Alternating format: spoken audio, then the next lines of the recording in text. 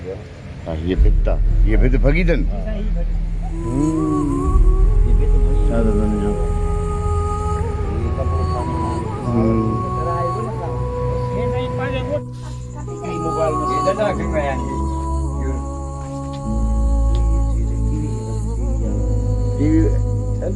TV तबाह के sir ये सही है भैया नहीं आई ये किस कमाई के मेरा टीवी की ने मस्त में बारे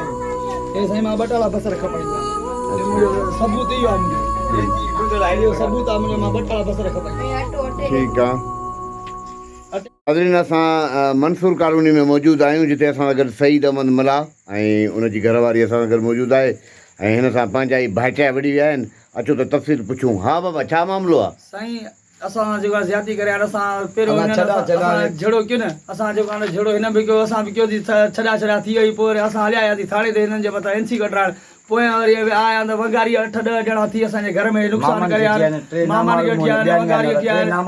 असां माना विड़िया असांजे ॿारनि सां छा मसले तव्हां सां बाबा तव्हांजो पीउ पुटु पाण में विढ़ंदा आया आहिनि ॻोठ ऐं पीउ हुनजो हिते असांजे घर आयो आहे जे हुनखे छुरो पाण असां हुननि खे छॾायो आहे की तव्हां हुनखे छो छॾायो आहे हिते असांजे आॾो जे मारियो त हुकूमत असांखे वठी आहे न उहो असांजो भाउ तव्हां पाण निकिरे उते ई मारियो असांजा नंढड़ा मासूम माना उहे छोकिरा पंहिंजे पीउ सां वेहण आया उहे पंहिंजे पीउ सां हिते वेहणा बाबा तव्हां ॿाहिरि निकिरो असांजे ॿारनि खे धकु लॻंदो त हिते मुंहिंजे भाउ खे त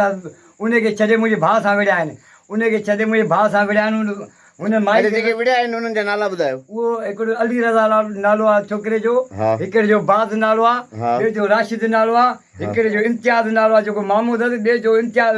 अयाज़ अरे ये जेको नुक़सान कयो अथनि केतिरो कयो अथनि नुक़सान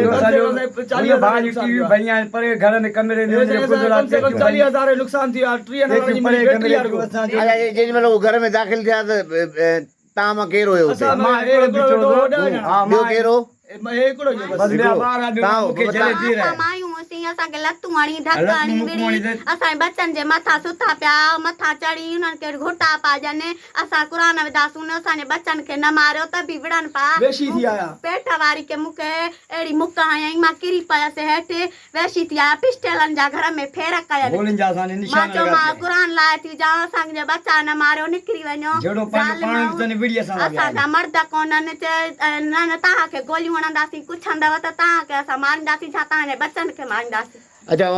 थाणे ते वियो पोइ थाणे ते असांजी अदालत न थी थाणे वारनि असांखे चयो असांखे पैसा ॾियो असां ग़रीब बचड़े वारा असां काॾा पैसा ॾियूं असांखे थाणे वारा तव्हांखां पैसा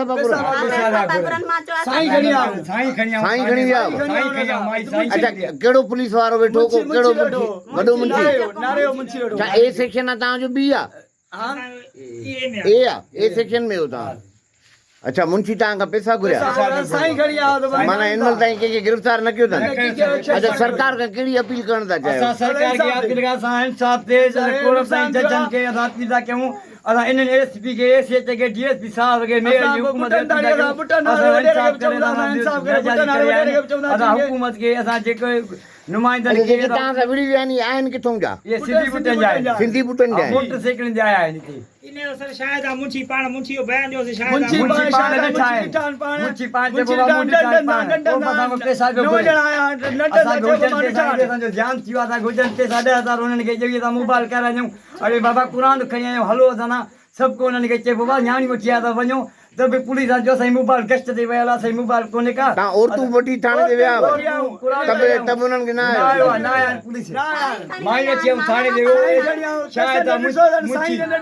पैसा ॾियो थाणे ते माण्हुनि असांखे ॾिठो आहे ॿाहिरि माण्हू थाणे ते पुलिस वेठी आहे हुते मौजूद सभु चोराए खणी नुक़सान करे आने पैसा एसीएच साहब मेयर के डीएसपी असां धाड़ा हणूं